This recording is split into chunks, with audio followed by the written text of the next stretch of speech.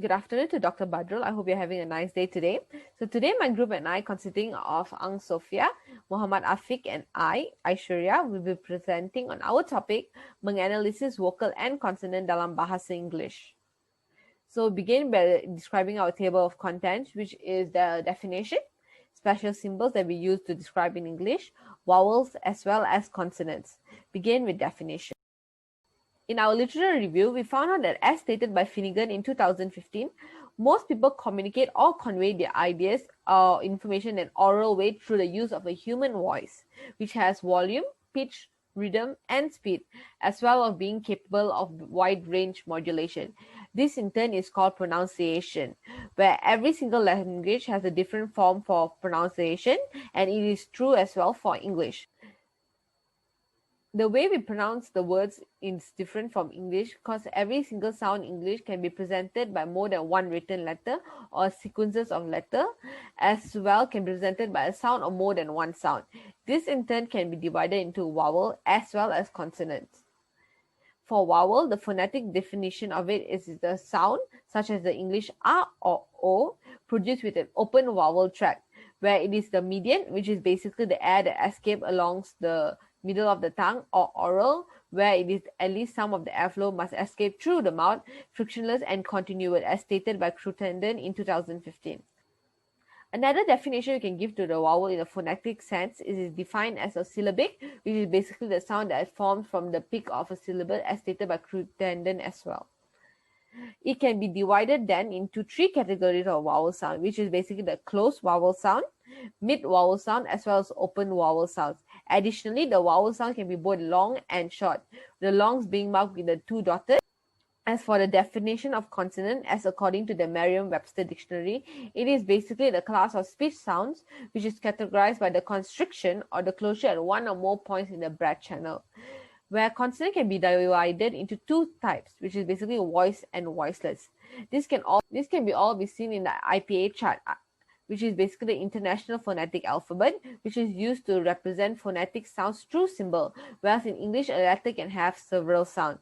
Hence, spelling, especially in English, is extremely ineffective, and it uses sound to represent letters. So before we continue on, we can look at how our pronunciation in English can be affected by various factors. So the first factor would be the native language. So this is basically where the more differences of sound from a person's native language from the English speaking language, it'd be more difficult for a person to pronounce the English language.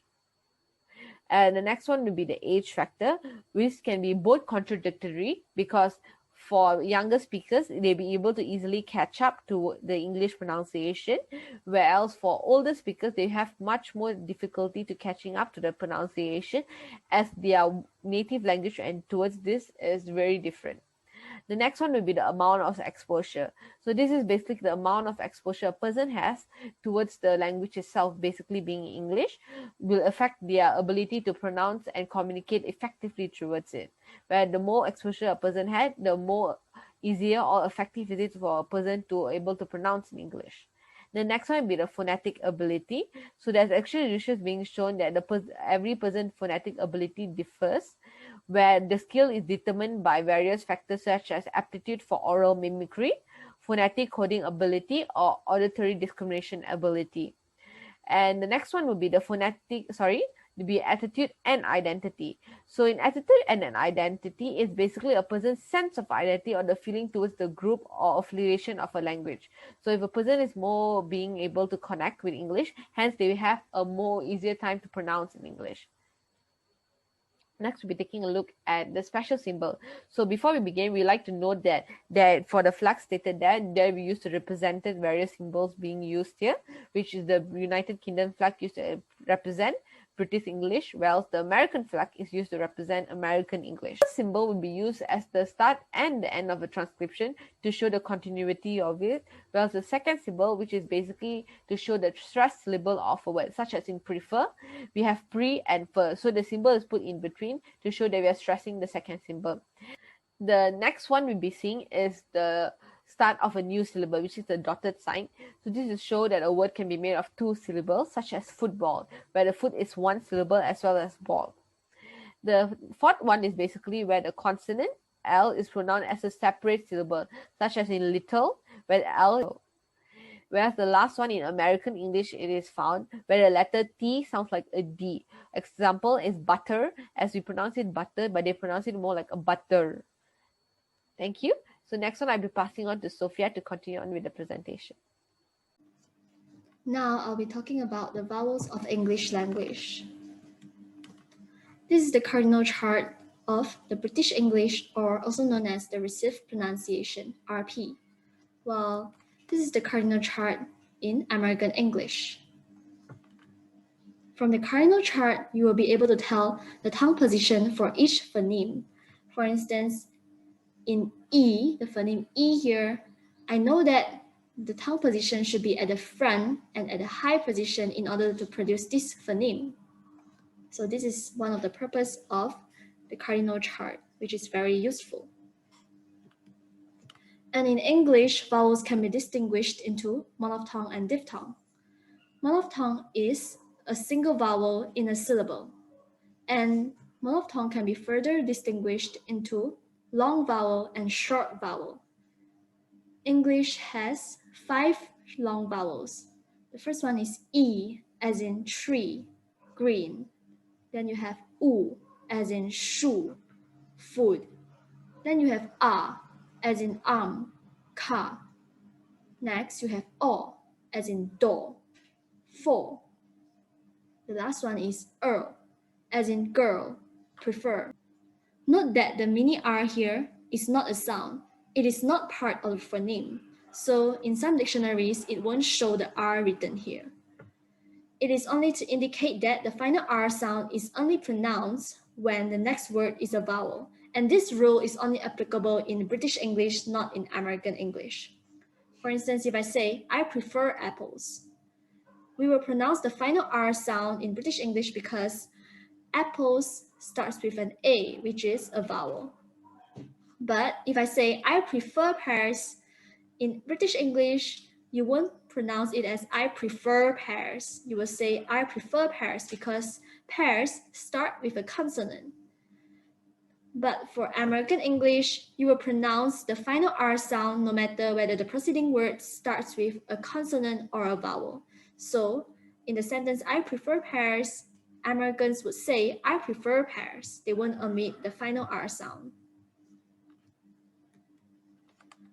And in English short vowel, you have E, as in sit, fish. U, as in poo, good. A, as in mug, dog. O, as in hot, stop. As in amount, cinema. E, as in red, dad. And in some dictionaries, you will see that the symbol of E is written like this instead of this. Although they sound slightly different, but you will still see this in some dictionaries. Then you have E, as in cat, fat. And the next two monophthongs, you can only find them in American English dictionaries, but not in British English dictionaries. In American English, there are 2 additional monophthongs, which are mother, and girl. You won't find these 2 phonemes in British English dictionaries. Then you have diphthong. Diphthong is the sound of 2 vowels in 1 syllable, which means that you will find 2 monophthong phonemes pronounced together and simultaneously in 1 syllable. So the first one is ear, as in ear, beer. As in pure, tourist. I, my, 5. Oi, boy, choice. O, go, joke. Air, dare, chair. And in some dictionaries, you will see that they write this symbol instead of this symbol, which is the same case as this monophthong. And the next diphthong is ow, as in now, lounge. A, day, say. And in American English, there's an additional diphthong, O, as in nose. And also note that the final R, the mini R here in ear, and air, is only pronounced when the next word is a vowel, and this rule is only applicable in British English. For instance, I take the example in there here. If the sentence is there is a train, then you will pronounce there because is starts with a vowel. But if I say there comes the train, in British English, you will pronounce it as there comes the train instead of there comes the train because comes start with a consonant. Then we have consonants. I will pass the time to Afiq to introduce the consonants of English language. Okay, guys. Now I will do my part, with which is I will present to you and explain about the consonants that contain an IPA chart of English. So let's start. So basically, what you see in the screen is basically the table of the collection of the consonants phonemes of English that contain in IPA chart of English. So at the upper part, you will see bilabial, labiodental, interdental, alveolar, palatal, velar, glottal, and at this part you will see stop, fricative, affricative, nasal, glide, liquid. And the white colored part, will represent the consonant phonemes of English, which we call voiceless consonant. And the blue color part, it will represent the voice consonants phonemes of English. So let me introduce you and explain to you about the consonants that categorize in voice and voiceless part. So basically, among the consonant sounds, there is set of 8 pairs of consonants. In each pair, there is a voiceless consonant and its equivalent voice consonant. So, such as you will see voiceless consonant p, for example, apple, stop, will be paired with voice consonants such as b, bed, and beer. So when you hear at the first place, you will think it is same. But okay, let me introduce you to you why it is same. Why it created in pairs and sounds similar, because the paired sounds are produced in the same place in the mouth, and the tongue is at the same position. But the difference for p, the sound of voiceless consonant p comes from the mouth only, while the sound of voice consonant b comes from the voice, which is from our vocal cord at the throat. So let me teach you how to differentiate it. First, you put your finger or your hand at your neck here, and you try to say b, b, the voice consonant b. You try to say that b, bat, beer. You will feel the vibration that comes out from your voice, which is at vocal cord and at the throat. So when you feel the vibration, that's what we call voice consonant, which this example shows b, bat, and beer. So to differentiate with voiceless consonant p, it comes from the mouth only. So you put your hands or your fingers at here, at your neck here, and you try to pronounce the IPA consonant of the voiceless consonant p, p. So apple, stop. You not maybe a little bit vibrate, but not vibrate such as voice consonant and p, uh, p, p, apple, stop. Uh, so not vibrate such voice consonant b, b, bad beer, bad beer. No. So that's the difference. Okay. So same goes to the t and d, which is t is a voiceless consonant and d is a voice consonant, which is the p and b. The place of articulation is at is bilabial, which is at top lip and bottom lip, while the t and d is uh, alveolar, which is the place of articulation is alveolar, which is the tongue and the alveolar bridge. Next, ch and j, voiceless ch and j, voice consonant j, is one pair also, which the place of articulation is at post-alveolar, which is tongue and alveolar ridge and hard palate.